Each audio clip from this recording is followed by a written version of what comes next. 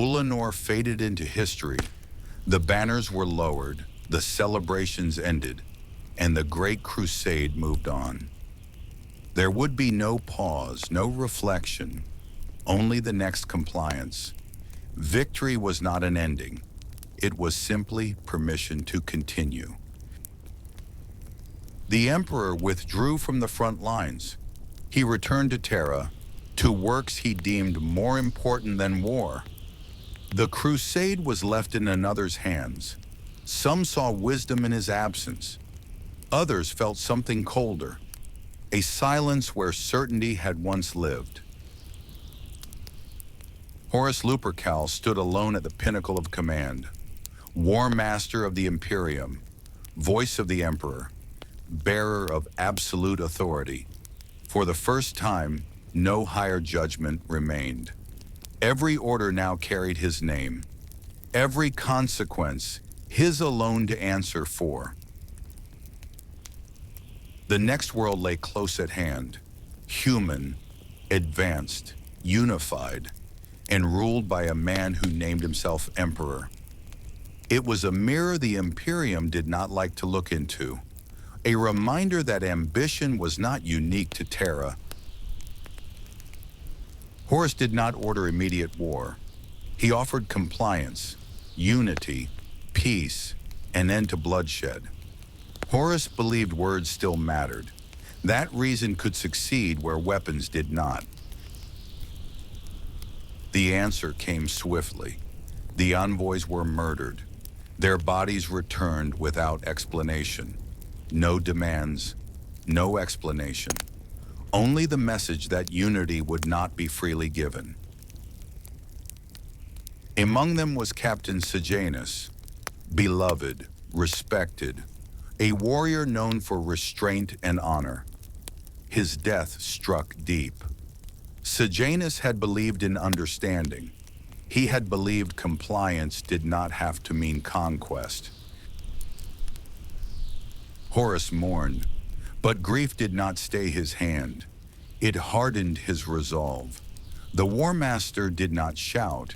He did not hesitate. He decided. Compliance was no longer negotiable.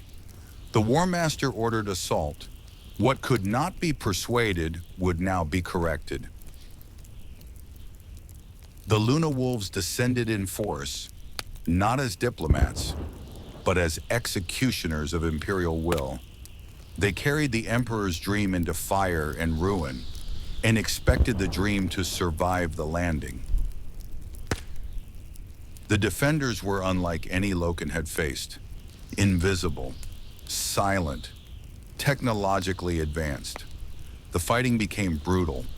They did not fight like rebels. They fought like a civilization defending its right to exist. The palace fell room by room. Resistance was methodical, unyielding. Misunderstanding bred bloodshed. Bloodshed fed escalation. Each side convinced it was the one acting justly, each unable to step back. Denied victory, the false emperor chose annihilation, a bomb, a final refusal to yield. The war was not yet finished. In his final act, the false emperor denied Loken the simplicity of victory with an explosion that nearly threw him from the palace tower. Horus descended to the surface himself. This would end. Here, now. This war would not end in reports or records. It would end in certainty. Garviel Loken stood witness. The false emperor pleaded, argued, raged. Horus ended him without ceremony, not in anger, but in certainty. It was not cruelty. It was inevitability made flesh. The war ended without triumph.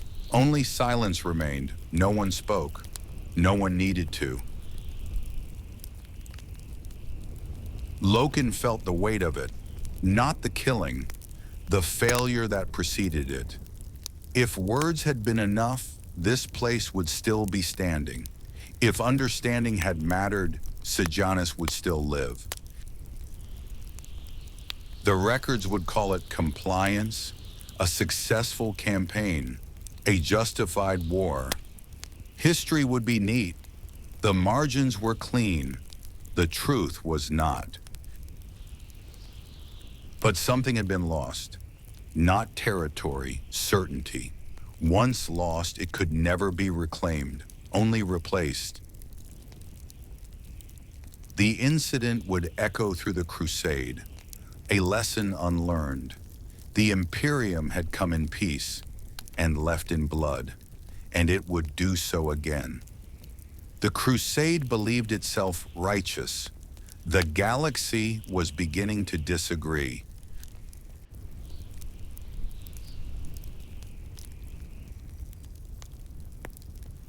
In the aftermath of the battle, the guns fell silent. There was no victory parade, no speeches, only the slow return to routine and the weight of what had been done. It was then that Garviel Loken was summoned, not to a battlefield, not to a tribunal, but to a private audience. The Mournival was not a formal institution. It had no rank, no charter, no recorded authority, and yet its influence was absolute. 4 captains stood as Horus' closest advisors, warriors, friends, voices of counsel. They argued, they questioned, they challenged the Warmaster when no one else dared. Loken's induction was not ceremonial. There were no banners, no proclamations, only a shared understanding that command was a burden carried together. Loken was not chosen for ambition, nor for brilliance in battle. He was chosen because he doubted, because he questioned, because he remembered what they fought for. The Mournival existed to be the Legion's conscience, to temper fury, to restrain pride, to speak when silence was easier. They were not there to agree. They were there to prevent certainty from becoming arrogance. Horus welcomed Loken openly. He valued the captain's honesty, his humanity, perhaps because Horus himself felt something changing, though he could not yet name it. With the Mournival, Loken stood closer to power than ever before, closer to truth, closer to secrets, and closer to decisions that would shape the fate of the Imperium. The Brotherhood was strong, but cracks had begun to form long before anyone dared to see them.